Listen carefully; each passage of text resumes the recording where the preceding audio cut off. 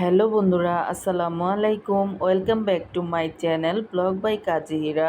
আজকে রেসিপিতে থাকছে মজাদার কালিজিরা ভর্তা। এভাবে কালিজিরা ভর্তা বানালে অনেক মজা হবে এবং স্বাস্থ্যকর হবে।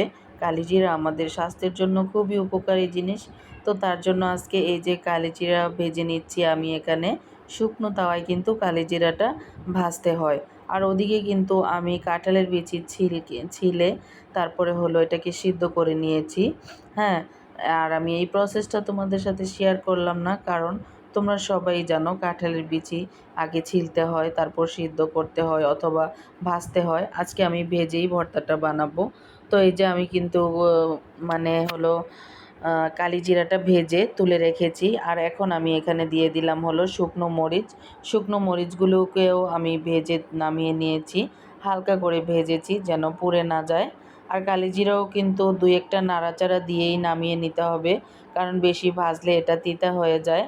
আর এখানে আমি এই যে সিদ্ধ করে রাখা সিদ্ধ করে রাখা বিচিগুলোকে আমি কিন্তু এখানে ভেজে নিচ্ছি। ভেজে নিয়ে আমি এটাকেও নামিয়ে নেব। আর এটাকে সিদ্ধ করে এমনিতেও ডাইরেক্ট ভর্তা বানানো যায়।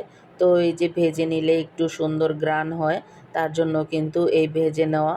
তাছাড়া আমরা কিন্তু সিদ্ধ না করে এমনিতেও তাওয়ায় টেলে ভর্তা বানাতে পারি। তো আজকে আমার ইচ্ছে হলো এটাকে সিদ্ধ করে নিব। যেহেতু পুরনো বিচি, তার জন্য আমি একটু ভেজে নিয়েছি সিদ্ধ করে। তো এখানে আমি দিয়েছি 3টে চেপা শুটকি। 3টে চেপা শুটকি নিয়ে এটাকেও আমি সুন্দরভাবে ভেজে। আর এখন আমার সবগুলো ভাজা হয়ে গিয়েছে। এখন আমি এখানে কচু শাক রান্না করব, তার জন্য আমি এটাকে বসিয়ে দিচ্ছি। একটা তাওয়ায় আমি দিয়ে দিচ্ছি কালিজিরা। কালিজিরা কিন্তু কচু শাকে দিলে খুব সুন্দর গ্রান আসে। আর এখন আমি দিয়ে দিলাম পেঁয়াজ। কালিজিরাটা একটুখানি হয়ে যাওয়ার পর বেশ খানিকটা পেঁয়াজ দিয়েছি আমি এখানে। প্রায় 1 কাপের মতো পেঁয়াজ দিয়ে এখন আমি এটাকে ভেজে নিচ্ছি। ভেজে এখানে আমি কচু শাকটা বসিয়ে দেব। দিয়ে তারপর আমি কিন্তু ভর্তা বাটাবাটিতে চলে যাব। তো এই যে আমার এইগুলো কিন্তু ভাজা হয়ে যাচ্ছে। আমি এই রান্নাটা আপনাদের সাথে শেয়ার করব না, জাস্ট আমি পেঁয়াজ পেঁয়াজটা বসিয়ে দিয়েছি। আর এখানে দিয়ে দিলাম 2টো তেজপাতা। কচু শাকে কিন্তু গরম মশলা, যে মাংসর মশলা, সেগুলো দিলে কিন্তু সুন্দর ঘ্রাণ আসে আর কচু শাকটা খেতেও বেশ মজা হয়। তো এটা হতে থাক, আমি বাটাবাটিতে চলে যাই। এদিকে আমি কিন্তু পাটা ভালো করে ধুয়ে নিয়েছি। ধুয়ে এখন আমি কালিজিরা আর যে মরিচ ভেজে রেখেছিলাম সেগুলোকে আমি এখানে দিয়ে দিয়েছি। এগুলোকে আমি এখন ভালো করে মিক্স করে বেটে নেব। আর অনেক দিন ধরে বাটাবাটি করি না, শরীরও ভারী হয়ে গিয়েছে, তার জন্য দেখা যায় বাটাবাটি করতে আমার একটুও ভালো লাগে না। তো এখানে যেহেতু দাঁড়িয়ে আমি বাটি, তো তার জন্য একটু সুবিধা হয়েছে। যাদের মাজার সমস্যা আছে তারা কিন্তু দাঁড়িয়ে কাজ করতে পারো। তো এখানে আমি দিয়ে দিয়েছি যে চাপা শুটকিগুলো আমি ভেজে রেখেছিলাম সেগুলোকে এখন আমি দিয়ে ভালো করে বেটে নিচ্ছি। কাঁটাগুলো যেন একদম না থাকে সেইভাবে বেটে নিতে হবে, না হলে কিন্তু খাওয়ার সময় হাতে অথবা গলায় লেগে যেতে পারে। আর এই যে কাঁঠালের বিচিগুলোকেও আমি এখন আস্তে আস্তে করে বেটে নিচ্ছি।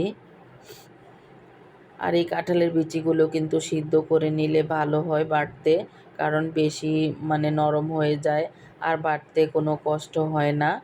এই যে আমার কাঁঠালের বিচি সবগুলো কিন্তু বাটা হয়ে গিয়েছে। আর এখানে আমি দিয়ে দিলাম কিছু পেঁয়াজ কাটা ছিল আমার, সেগুলোই। আজকে আর পেঁয়াজ বড় করে কেটে নিইনি। তো এখানে দিয়ে দিলাম আমি স্বাদ মতো লবণ। এটাকে দিয়ে জাস্ট আলতো করে আমি একটু মিশিয়ে নিচ্ছি। এটাকে আমি একদম মানে বেটে মিশিয়ে ফেলবো না, হালকাভাবেই মিশিয়ে দিচ্ছি যেন পেঁয়াজটা ভর্তার মধ্যে থাকলে আস্তে আস্তে খেতে মজা হয়। তো এই যে আমার ভর্তাটা কিন্তু একদম রেডি হয়ে গিয়েছে। আর আজকে ধরো ধনিয়া পাতা ছিল না, আমি ধনিয়া পাতা দিতে পারিনি। তোমাদের কাছে থাকলে কিন্তু এখানে ধনিয়া পাতাটা দিয়ে দিবে। আর এখানে ধনিয়া পাতা দিলে কিন্তু বেশ গ্রান হয়।